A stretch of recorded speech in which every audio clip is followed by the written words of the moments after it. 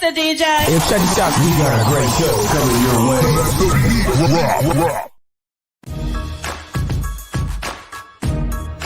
From the ECSI Sports Studios, it's the Midday Market Report with Jeff Dawson.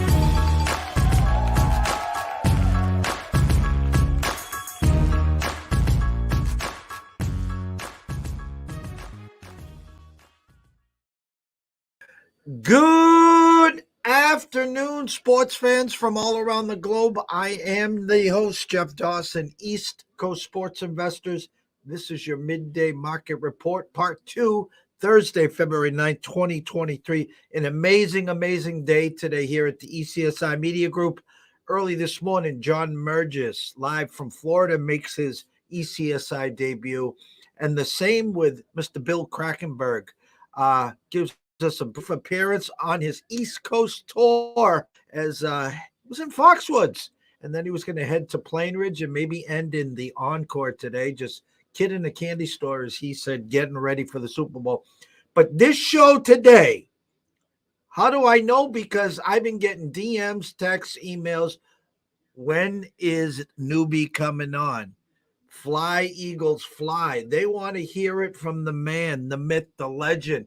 He is right there perched in the city of brotherly love. He is going to give us the inside scoop of such a huge Sunday for them. It's been an amazing season, and they're looking to put the feather in the cap, no pun intended. But enough of me. Let's bring him in. Mr. Philly Special himself, Mr. Dan Alexander.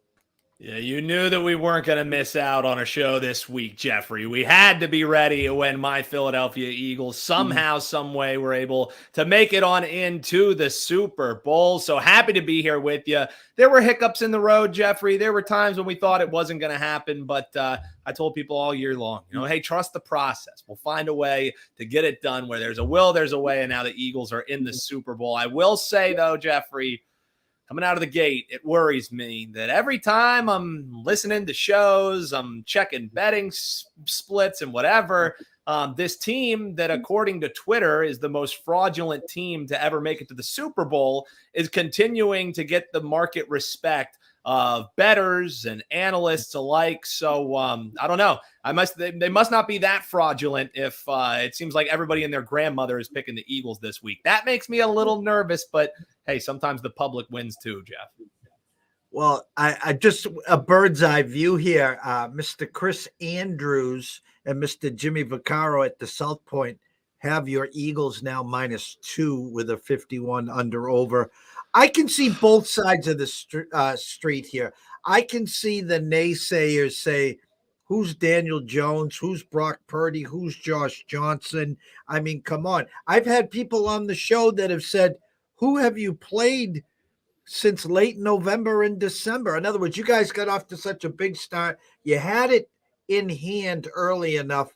You got hurt with Jalen getting hurt, missed a couple games, couldn't close it out, comes back last week of the year, week off, in come the Giants 38-7, in comes the 49ers 38-7, another week off now. So just give me a feel from your point and your perspective. How you feeling right now on Thursday? Well, here's what I'll say is when people are saying, the Eagles haven't beaten anybody, who have they beat? Well, the Eagles, they haven't beaten anybody except for, every single team that they've played outside of the Saints when they had Gardner Minshew playing. The two losses that they have outside of that Saints game was to a Washington football team that got them on a Monday night horrible spot for the Philadelphia Eagles. If it weren't for a fumble from Quez Watkins, they probably win that game as well. And then the other team to defeat them was the Dallas Cowboys, a team that they beat earlier in the year. Also, again, Gardner Minshew taking them down and only losing by 6 points. So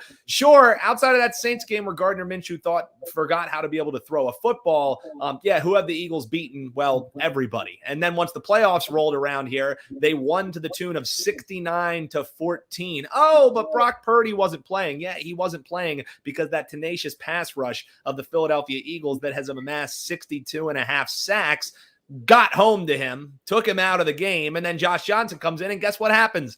the pass rush does the same thing and gets to him as well. So if we want to fault the Eagles for who they have played, sure, you can say it's a cupcake schedule. They can say this, they can say that.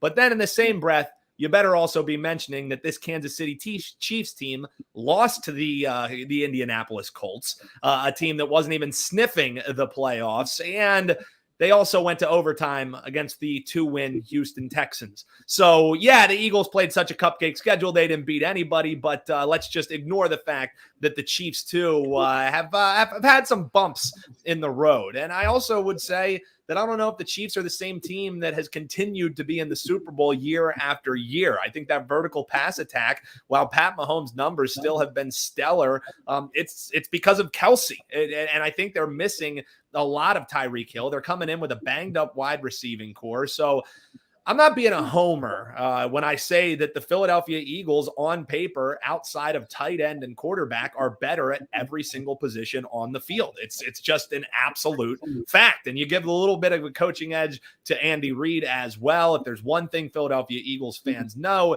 is that Andy Reid will be ultimately prepared for this football game. But who was it that said, all plans are great until you get punched in the mouth? Hopefully the Eagles are able to do that, and that's something that they've done all year long, is score early in the first half. If you can put a hobbled Pat Mahomes in a bit of a behind the gun spot, can he come out of it? Sure, he'll at least be able to make it a game, but I don't know. I think there's just a lot of talk going on without really facts behind it, backing it up, that we see very often in this industry. And outside, just looking at both sides, I think you have a dominant pass rush. You have a great offensive and defensive line. You have a great wide receiving core. You have a very good tight end. You have the better kicker.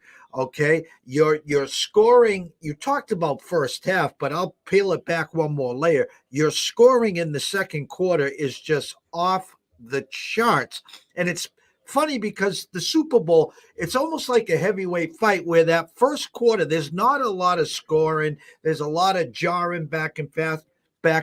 And then the second quarter, it really opens up like a floodgate. You get that extended extra 10 minutes at halftime for the show and everything. And then you come back to third quarter, a little sluggish. And then the second half of the third quarter and the fourth quarter is where it goes. I can see this either which way. I really can. I can see you dominating both sides. I can then see, there goes another wide receiver. There goes another one. Oh, now guess what? Patrick's hobbling around, like the Bucs game. No left tackle, no right tackle. And then he had the turf toe. You knew in the first quarter that game was a wrap. It was a wrap. And that's the thing, is no matter who's behind center, if you're not protecting them, and it will be tough to protect Pat Mahomes against this pass rush that has sacked quarterbacks on 11.5% of their dropbacks. I mean, that is the highest mark since 2000 using that metric. And it's also, if you just look at the difference, that's the Eagles' sack rate. Sacking quarterbacks, 11.5% of their pass dropbacks.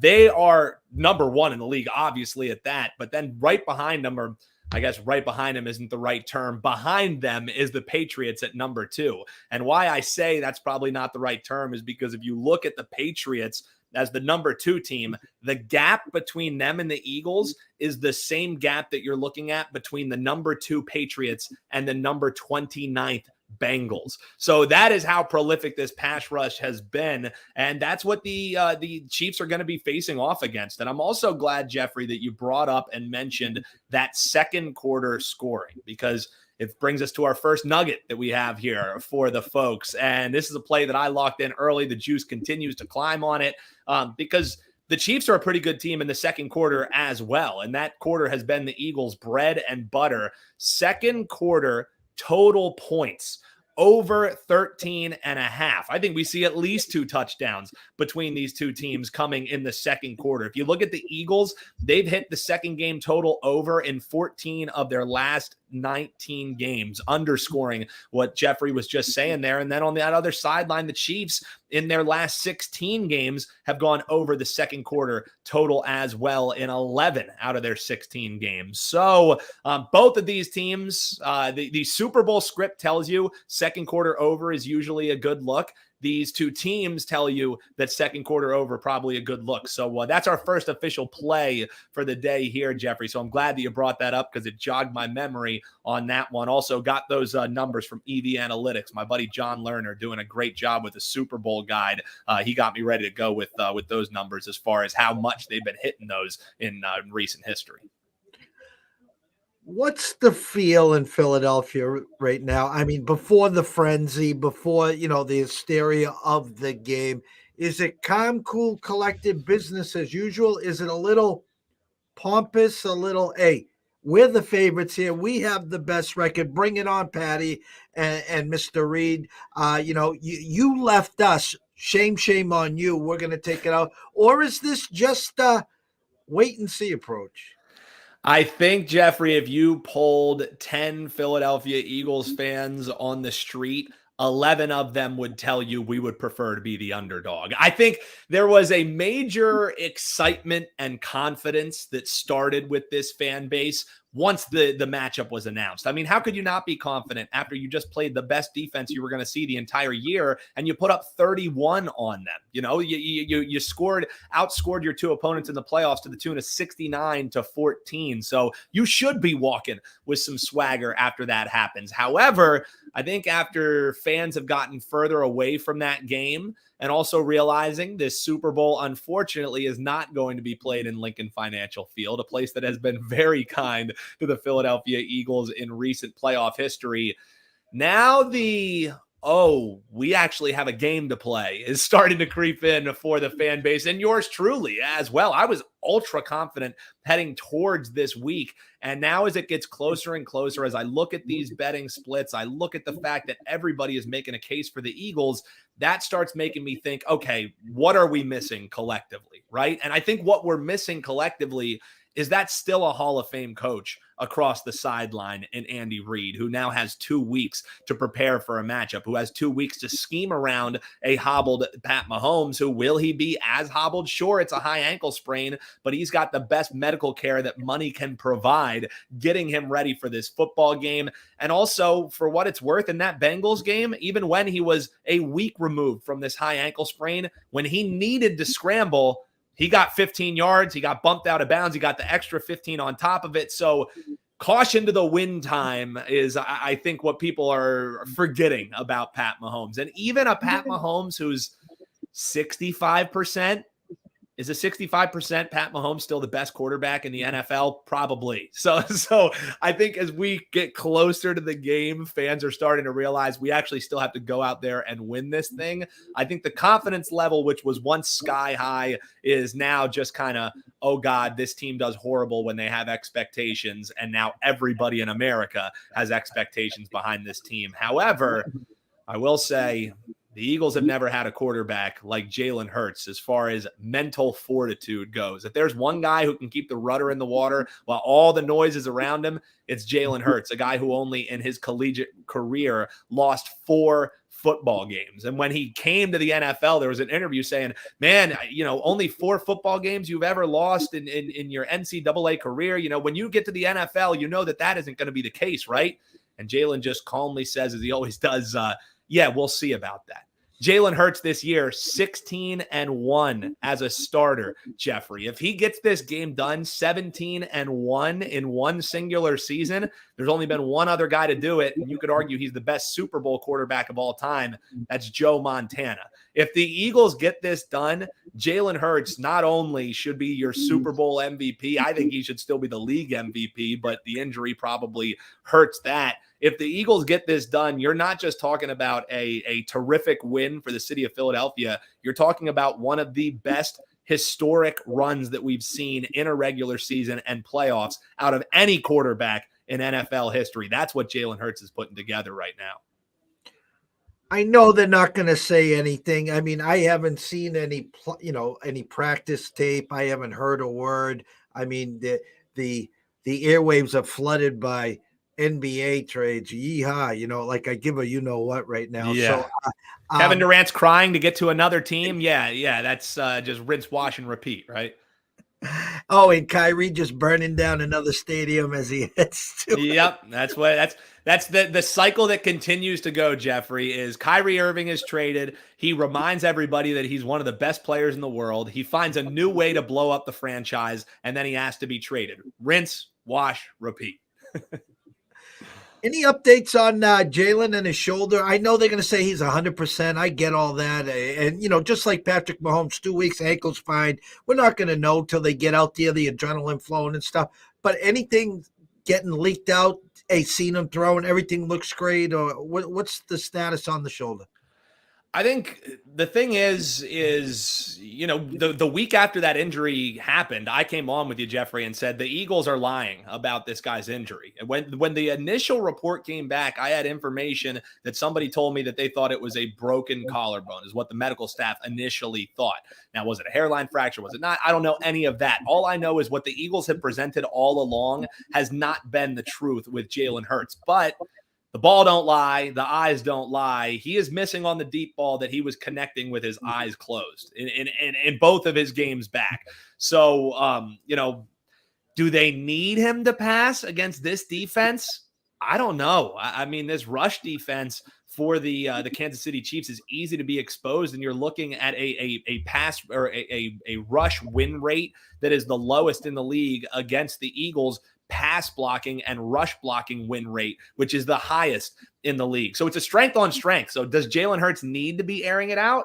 I'm not sure. I think part of the game plan is the Eagles taking the air out of the ball, continuing to pound it on the ground. And I think they should have success doing that. But I'm hoping with 2 weeks left, Jalen can get dialed in a little bit more. The one thing, same thing that we said about Pat Mahomes, he's going to be cautioned to the wind. He doesn't care if he has to get surgery on his ankle, if he busted up in the Super Bowl, if he's hoisting a Lombardi. I think you're looking at the same thing for Jalen Hurts. That's the type of competitor he is. He's not going to shy away from contact like he did in that Giants game. He's not going to, slide down early as he did in that 49ers game. Jalen Hurts is going to do what he did all year long.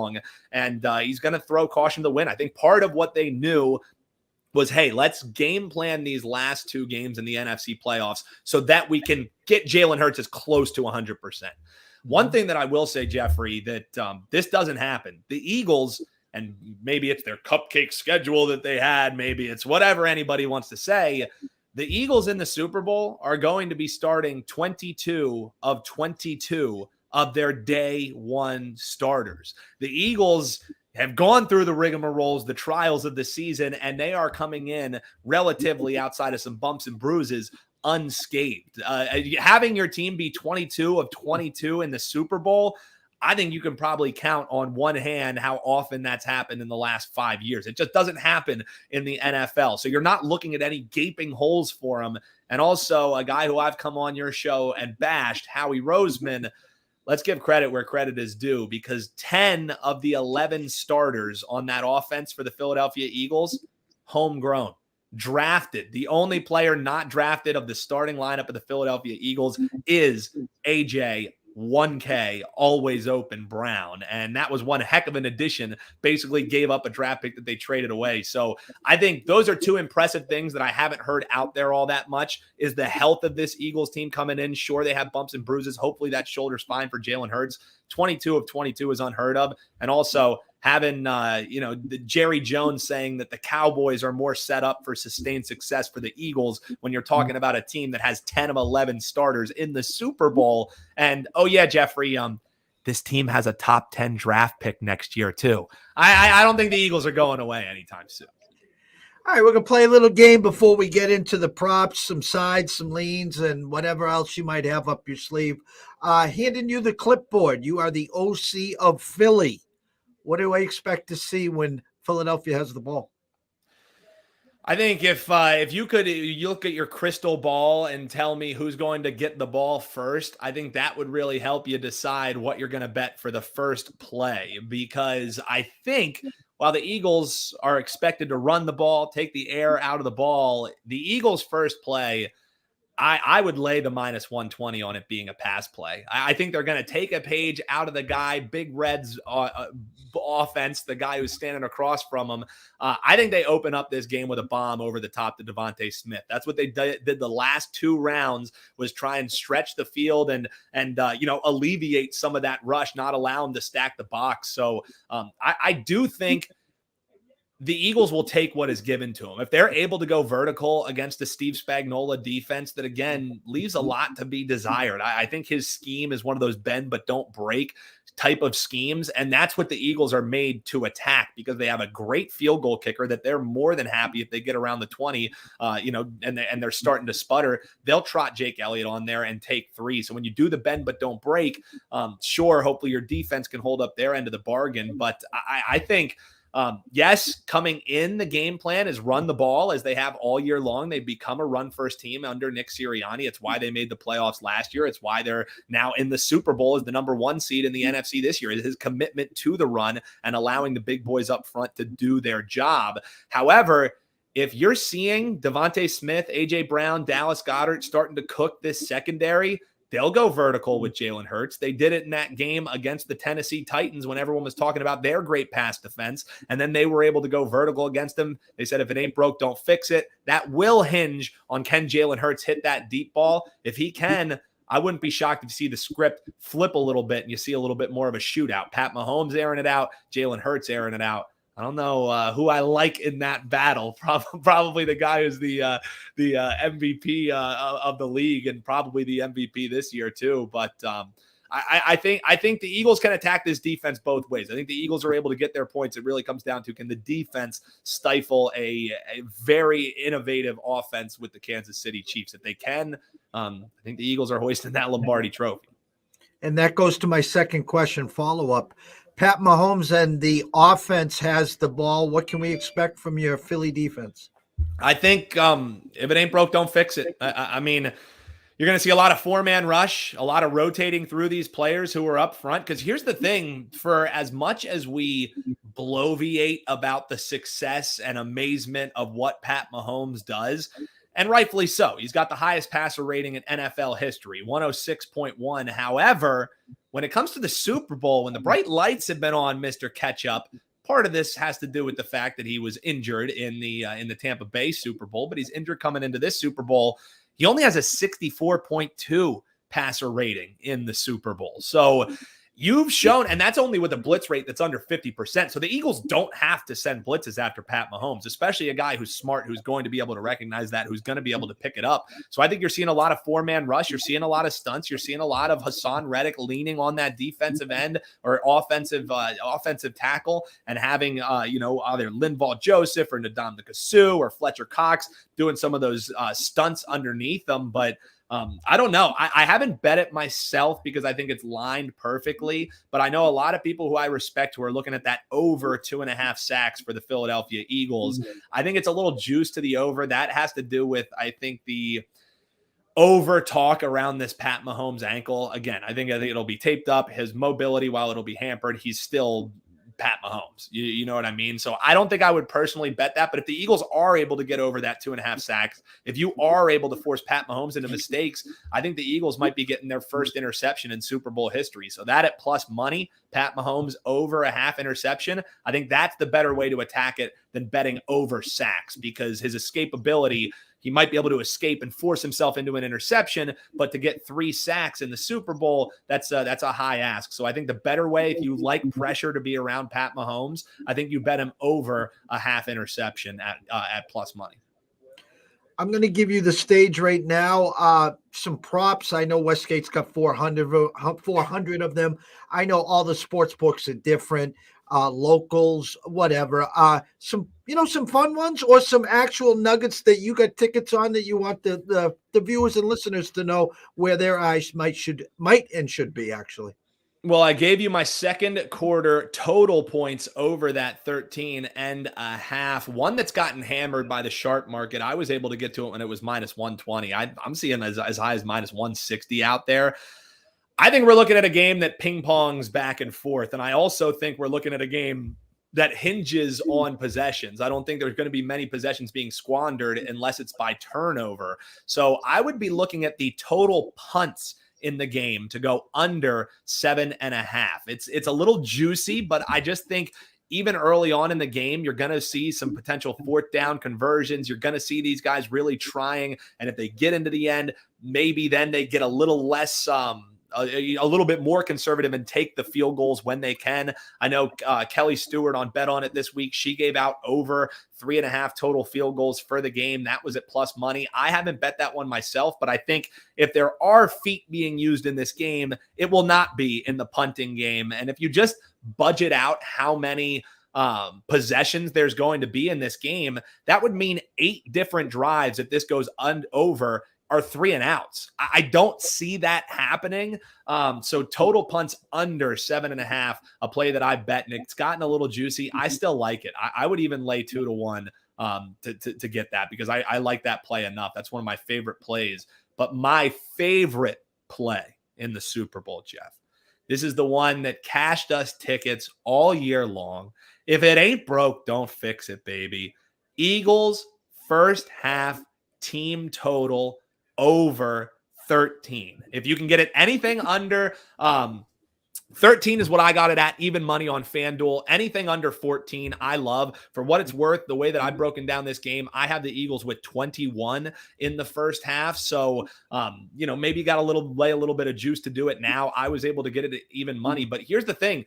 The Eagles all year long, what did they do? They ripped people's hearts out in the first half, and then they just clung to it in the second half. Their scoring drops down exponentially in the second halves of football games. They've alleviated that a little bit towards the back end, but they beat up on people so much in the first half that they're able to just rest on the laurels. Now, when they do that, I think that's when the back door starts swinging for Pat Mahomes, and we got ourselves a football game. But I love the Eagles first half team total over. I like it up to 13.5. Anything that you can get under 2 touchdowns. So if you don't want to lay the crazy juice that it's sitting at, if it's 13 or 12.5, shop around, find the 13.5 out there. I think they have at least 14.5. I have the score in the first half being around 21-7, 21-14, Philadelphia Eagles with a lead. And then in the second half, I think is where we see the Chiefs doing a lot of their damage and making it a much closer game. But for what it's worth, Jeffrey, 14 of the last 19 games, the Eagles have cashed their team total over. And that's even when it was sitting at around 14.5. So if you blindly bet Eagles team totals this season or in their last 19 games, which would be the entire season, including playoffs, you'd have a 46% return on investment. If any investment broker came to you and told you I can get you 46% ROI, you would sign up yesterday, Jeffrey. You have to bet the Eagles first half team total off those numbers alone. Final question. Final score and MVP, sir. So here's what I think is going to happen. I think points are going to happen in this game. Now, I kind of broke it down there. I think the Eagles probably get their points in the first half. I think that slows down in the second half. I think that's when Andy and the horses start rolling in. However, one thing I know about Andy Reid is too, this came to me in a dream, Jeffrey. So this is how I see it breaking down. Mm-hmm.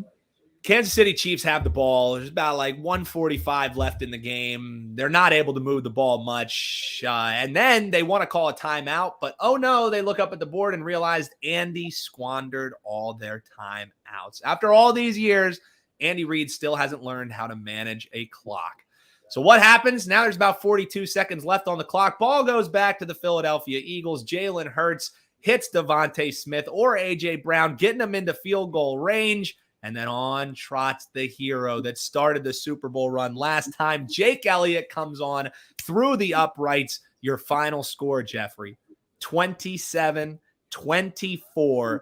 Philadelphia Eagles win. If you got in on the over early, you're happy. If you got in at 51, you're kind of pissed off because you're pushing at 27-24. So the early over cashes. The public gets their money on the Philadelphia Eagles. And all the Birds fans are happy because Jalen Hurts might have not got the NFL MVP, but he's your Super Bowl 57 MVP. Birds 27, Chiefs 24, hoisting the Lombardi and that Super Bowl MVP trophy. Jalen Hurts finally gets his and says, how you like me now, Alabama. And as you would know, ECSI holding a Jalen Hurts plus 650 Super That Bowl ain't bad. MVP. No, That ain't that's a bad. real nice ticket. I mean, we backed it Now, up with Mahomes plus 400 too. yep. Those were our two tickets. And that's beautiful, because if you just look at the last 7 years, the last time a defensive player won MVP was Von Miller 7 years ago. Sure, you had Cooper Kupp, you had Julian Edelman, but if unless you see an insane game out of Devontae Smith or AJ Brown, what wide receiver? Maybe Travis Kelce would be in the mix, but if the game goes over, it's going to be one of those quarterbacks. If the game goes under, then you are maybe looking at a defensive MVP, which is why early on when it was a 50-1 shot, I said, why not? This guy's pissed off because he wasn't in the defensive player of the year conversation. I sprinkled a little on Hassan Reddick at 50-1. So, hey, Hassan, how about we get a strip sack, take that in for a touchdown in an under game, cash that 50-1. That's not too bad of a way to grab a Super Bowl win either. Win, lose, or draw, we'll circle the wagons next week. We'll get the finale. We got lacrosse plays for the folks. Well, that was the perfect leading, because I was saying we were going to close the NFL season, but we are opening the lacrosse season. Yeah, I can't wait. Right around the corner, 2 weeks from now, the Premier Lacrosse League going to be having their championship series down in Washington, D.C. Little Birdie told me there will be available lines on that. Spoiler alert, I think we can cash on some unders early in that. We'll talk about that, but Jeffrey, on the way out, why not give the people a little plus money peach, like our man Dubsy likes to say. In lacrosse, this weekend, I like Penn State on the money line. I think you can parlay that with Army on the money line this weekend. You parlay those together, it's plus 194. I think both of them get home. Do they cover the spread? Not too sure on that, but give me Army and give me Penn State plus 194. A little plus money lacrosse play for you there for our fans across America. The amazing thing about yourself, I talk about hard work, I talk about dedication, is the fact that in the biggest week of the year, never mind, these don't come often, the Super Bowl weeks. And here you are busting out lacrosse parlays. I can't thank you enough. It's what we do, Jeffrey. We do it for the people. We do it because we love them. It might be Super Bowl week, but for me, it's lacrosse season all year long, baby. So let's go Birds, and let's get some of these tickets home, Jeffrey. Scroller's been going the whole damn time. If you guys aren't following him, shame on you. Jump on Twitter at Newbie Talks, at Bet on Lacrosse, at the Cash Consideration Show, Wager Talk, 8:30 a.m. WEEU, and of course, Premier Lacrosse. Always a pleasure. Best of luck. Listen, have a blast on Sunday. Really is. I say this honestly because for 2 decades, I was the quiet one in the big parties because the Patriots kept coming in. You know me. That's not me. I'm not a we'll stop it there, but embrace the moment, enjoy it. It is a special time. Oh, I got a 9.5-pound pork butt that I'll be smoking. I got 10 pounds of wings to smoke. So I will be definitely enjoying it. Win or lose, I love this. We're going to be watching with my whole entire family. So that's what it's all about, man. So appreciate you having me on. It's been a great season as always. Like Jeffrey said, follow me on Twitter at Newbie Talks, NEUBYTALKS. I'm always down to bat it back and forth with you. So Jeffrey, always a pleasure, brother. And thank you. And thank all the listeners for following us here all year. We are just going to recap next week, and then we're going right into lacrosse. So make sure you're there. So thanks to all, and stay tuned.